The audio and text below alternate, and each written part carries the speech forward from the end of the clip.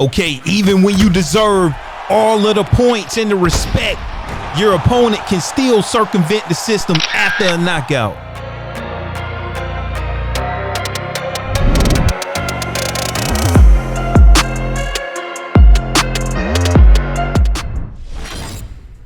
Hello and welcome to another EA Sports UFC 4 video.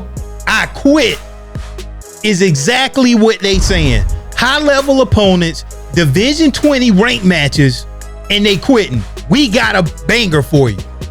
Okay, so here's the problem. In OWC rank matches, players can rage quit or disconnect from a match even after they've been knocked out and receive less of a point deduction penalty versus if they actually continue with the match and receive the loss.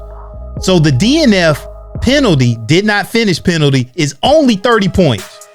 Versus if you run into a high level opponent that doesn't play much, like I'm sitting at Division 0 and they lose that match, then they lose a ton of points. So should the DNF receive more of a penalty than a loss? Please get in the comments below and let me know what you think. But keep in mind, what happens if you actually have a real internet outage?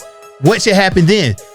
Should the disconnect count more than the actual loss? Get in the comments, let me know. The problem I have is when you run into high level, top 100 caliber opponents and they quit. Well, we caught one in the act, so we gonna have to bring that blanket back. We're gonna break down that fight, give out some advanced tips, so stick around. I put some extra graphics in this video so we can have a good time, so please hit that like button. It really helps out the algorithm. I'm going for 250. And if you're new, punch that subscribe button. Without further ado, let's get right into the ranked matches where they are trying to circumvent the system.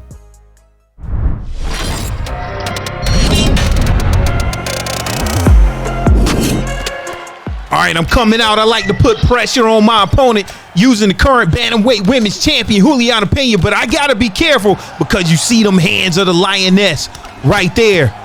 But one thing about Juliana Pena, she has a 3-star in her jab, hook, and her uppercut.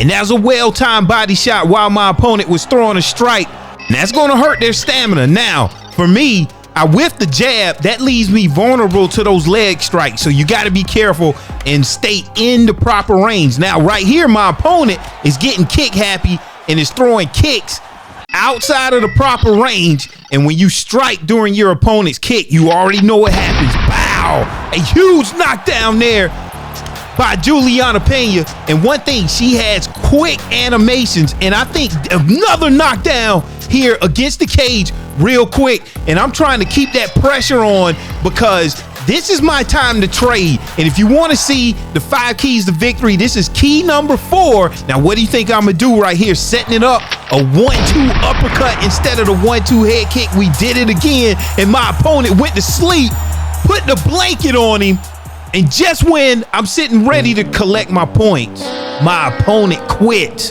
And they're quitting out because they getting less of a penalty for quitting versus taking a loss right there.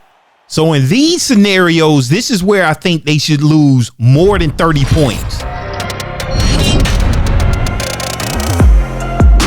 Okay, now fighting one of the better fighters that I faced online, a top 100 caliber opponent, but I'm using Max Holloway, 5-star jab, 5-star straight, laser focus, fast hands, high altitude, marathoner perk. We'll get into that later, but I want to talk about some of this meta. The first thing I like to do is sidestep a lot of those straight strikes, and it was meta upon meta in this match. Now, my opponent was good at checking my leg kicks and immediately returning that check hook. If you get good at that, you're going to be a lot more powerful. But I want to check my opponent here, so I throw out that double jab, and I'm throwing it out, see how he reacts. You saw how he reacted? He moved that head. So this time I'm going to throw a jab followed by a round hook.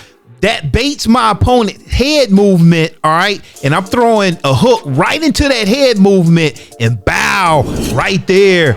Early, I'm getting a very strong, significant strike in this match. And that's what I'm going to be doing throughout this match, baiting that head movement. Now, my opponent didn't like what he was getting on the feet, so he took it to the ground. And look, I stayed there almost the entire round. So how in the world do you get up from here? I get a transition block and you're in this sprawl position and you can't rush it here as I did. And a lot of people take a lot of strikes, but if you check out this video after you watch this one, you'll learn how to do this undeniable transition fake, and it gives me a lot of grapple advantage. I was able to get a submission block on top of that. See my opponent get ready to strike, and then now I'm up.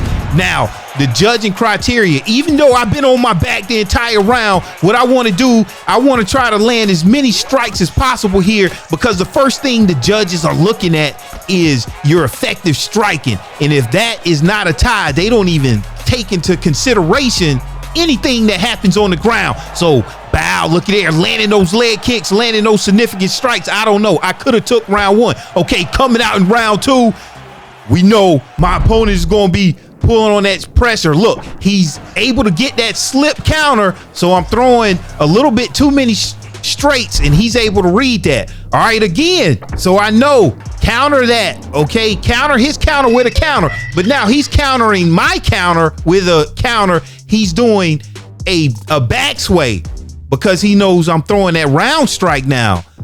So see, this is meta on meta on meta. Okay, now what do? I want to bring in the straights now. So that's going to be the game. And it's going to be him taking all of the risk because he's moving his head. I'm leaning on my block. Okay, I'm not moving my head until I have to. Okay, but and this is a thing he couldn't deal with. I'm getting frame advantage after I land that straight and then I throw my combo. So that's one thing. Okay, so if he blocks that kick though, that's all he has to do, and he can counter with that check hook. So if he sticks to that game plan, I'm going to be toasting. He doesn't like, again, what he saw on the feet, and he takes it to the ground, and he's very strong here. So this time, how in the world do I get up? Ended up fortunately able to get up, and it seems like that's his strategy. Look at it. He when we stood up, he was able to get a rock, and it seems like he wants to take the fight to the ground, try to control me in each of the rounds. Okay, coming out of round three, getting a little bit more saucy and fancy with my striking here. Let's start mixing it up, getting in my bag with Max Holloway.